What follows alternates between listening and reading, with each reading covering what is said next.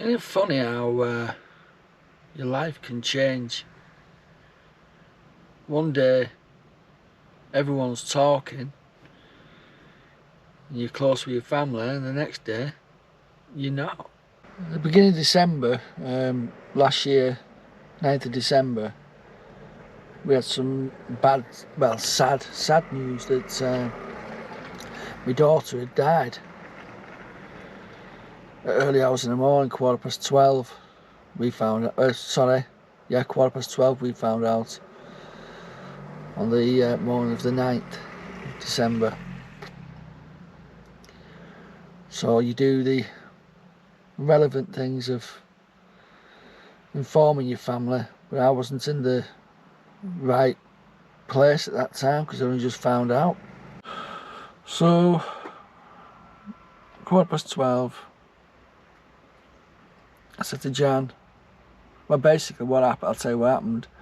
I was at work and I'm looking after one patient, and I had to phone one of the care managers to come in the room to take me off and tell them to let Jan know, which she was on another part of the unit.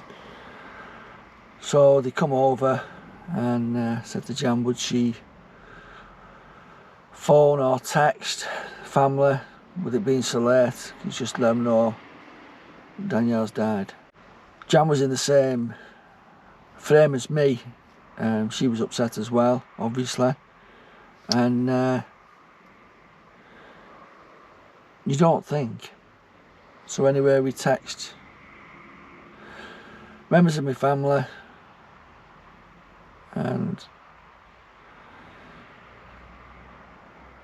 from that on, they all went to kaput, because apparently we didn't text the right people or the right person, or we didn't phone them. It was a shock for us.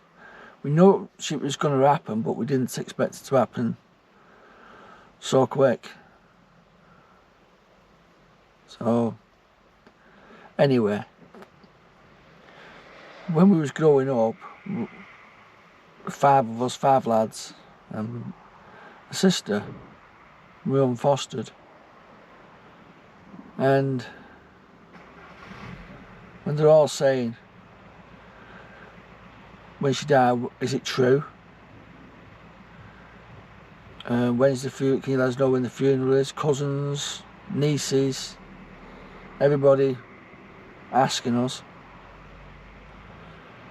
And I phoned my brother who died.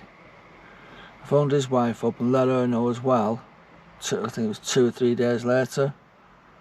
No, it was a bit longer than that. It was longer than that. It was about 5 days later. And I said to her, did you know Danielle had died? No, she didn't. She didn't know. And what did she die of? I said, all right. I said, I thought you knew. I said, she had cancer. She said, did you not know? She said, no, nobody told us. So, in the past, when I've asked somebody, does our Graham know that she's got cancer? Yeah, she knows all about it. And they didn't know anything about it. But I'm in the wrong for not phoning up when I'm in shock. I'm grieving. I don't know if it was grieving or what. I didn't even have a chance to grieve, to be honest, with all the drama what was going on. All I know is that I needed my family there for me, and they wasn't. They wasn't there. The only one I can say get away with it is our Graham, because he's no longer here. One of my brothers turned up at the funeral and asked him if he was coming to wake afterwards. He never come. I got told that he's on his way. I waited outside for 20 minutes. Never showed. So anyway, it's funny how things can change. And to this day now, that was January the 4th we buried her, and to this day I haven't had one phone call of anyone just to say, how you doing, how you coping. I'm not asking for sympathy. You just think that your family would be there for you, and they wasn't. They're not.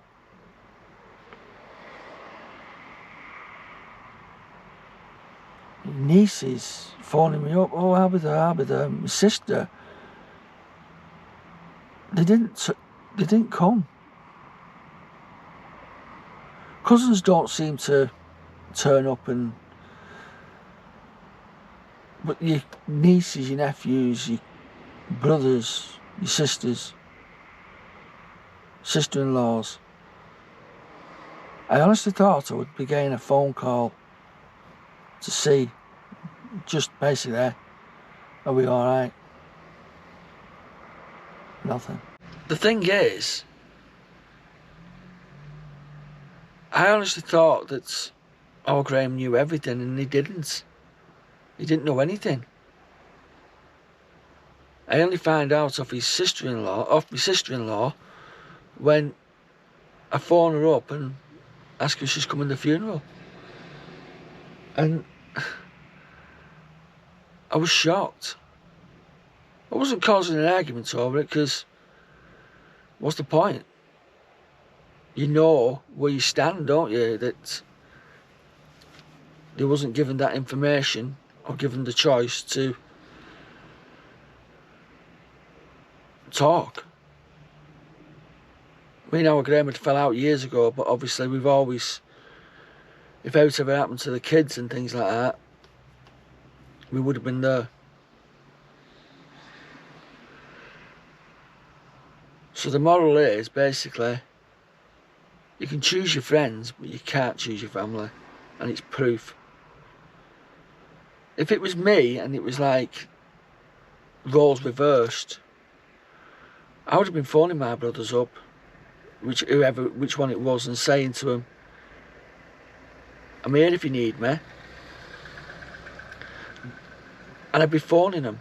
I wouldn't be waiting for a phone call off them to phone me. I'd be phoning them saying, are you alright? I'd even make the thing of going down to see them. Even though I'm in Nottingham, I would have still gone down and seen them. They said time's a healer, but I think I've been cut too deep to heal. I haven't really... The van's been giving me, occupying my mind and taking my mind off things. But when it comes to like where it's settled down now, and then you start thinking about it, you think, why have they not bothered? I haven't done anything wrong. All I've done is grieved, and I've been in shock because I didn't make a phone call. I didn't feel up to it. And then we take my niece on holiday with us. We haven't heard off of them. Nobody. Not one person has even phoned us to see how we are. On my side. On Jan's side, they ask. But I want my family. Not just Jan's. But now it's gone past that. I don't want them at my funeral. They can't be bothered going to my daughter's. Don't bother coming to mine. Don't even bother getting in touch with me. I'm not really bothered anymore. I've got over that. I've really got over it, because they've hurt me too much. Just because I didn't make a phone call when I was grieving. But I can't even say it was grieving, because it was just basically just found out, and I was upset. Yes, my daughter, she'd make enemies out of her own shadow. But it was still my daughter at the end of the day. I wasn't expecting them to be there for her. I was expecting them to be there for me. And they wasn't. They wasn't there. if you have got family, something happens, I mean, touch wood, nothing ever happens to any of you where you feel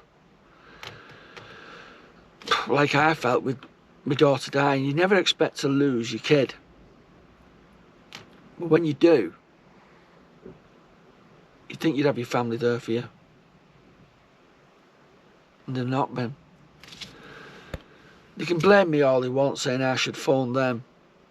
What would you do? Would you phone if it was your family member who'd lost a child or lost a brother or whatever? Sorry, if it was your family that had lost a child, would you expect them to phone you, or would you phone them? Because my mind's more boggled, excuse me, my mind's more boggled thinking, should he have phoned them afterwards? But then I think, no. Not now. Not now. My cousin lost his wife. They was phoning him up, because they was telling us they was phoning him up. Why not me? I haven't done anything wrong to you. To them.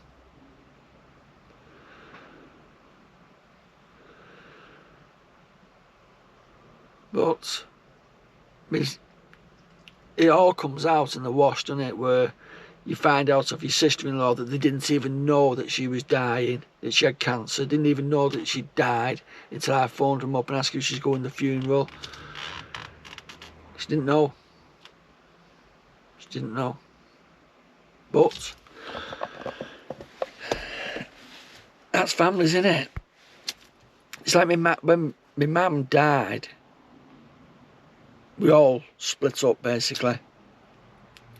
And my mum always wanted the sons, 5 lads, to be talking. It never happened. We nearly got it once when we all went camping. And then at the end of that was a fallout as well. One of them's living in Spain. One of them's basically just retired apparently. He never come. So the oldest one is in Spain. The next one down, they never come. The next one after that, our Graham's died. And then the one after that, they come, but left. So they never went to the funeral, to the wake. And I stood outside waiting for him.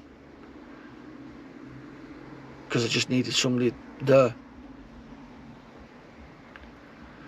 The only one who did come, and did a lot for Danielle, was my ex-sister-in-law. She did a hell of a lot.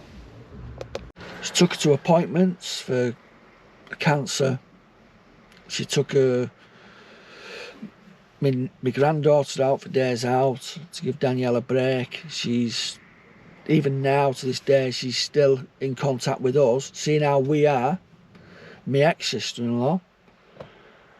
And she's still doing things for our Millie, which is my daughter's, our Danielle's daughter.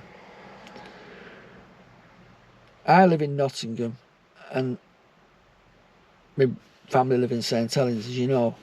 And if it was the other way around and my brother had lost his daughter or whatever, touch wood, nothing ever happens like that, but if it was the other way around and he couldn't get down every week or whatever, I'd be saying, we'll go and pick our Millie up and we'll take her up ours and we'll take her out for the day. To be that support for me when I'm not there, if you get what I mean. Nothing. Because I can't get down all the time every week. We've been busy for number 1. We're working for number 2. Then we've got the house and the van to sort out. So it's been busy, busy, busy. And I'm glad it's been busy because it has occupied my mind a lot to make sure that I'm not overthinking things. But when you sit back now and you think to yourself, well, I have been there when they need me. If they phoned me up, I would have been there. I never even went to one of my cousin's funerals because I couldn't go, because we had nowhere to stay. We have got family in St Helens, but we had nowhere to stay. The funeral, we was looking for somewhere to stay, and we couldn't find something at a short notice, because we didn't know when the date was with the funeral. Then when we did find out, it was pretty short notice really, and we had nowhere to stay. No family offered to put us up, except my ex-sister-in-law. My ex-sister-in-law offered to put me up. Well,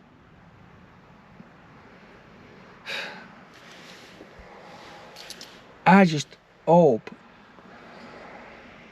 that they realise that families on that situation, anything like that, should still be together to be, even if you didn't like my daughter, they didn't like her.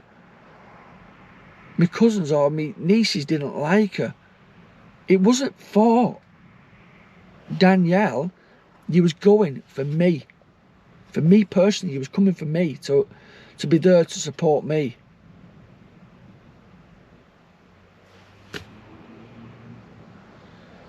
It's families in here, but that's me finished, done. To me, my only child again. So I hope you all enjoy your lives, and I hope you all don't have to go through what I've gone through. So, a bit of a morbid one, but I'm just letting you know that's what my life has been like these last 12 months. But it's not even 12 months. Nobody's been there, and to be honest, to be fair now, like I said, I've been cut too deep, and that cut's not going to heal.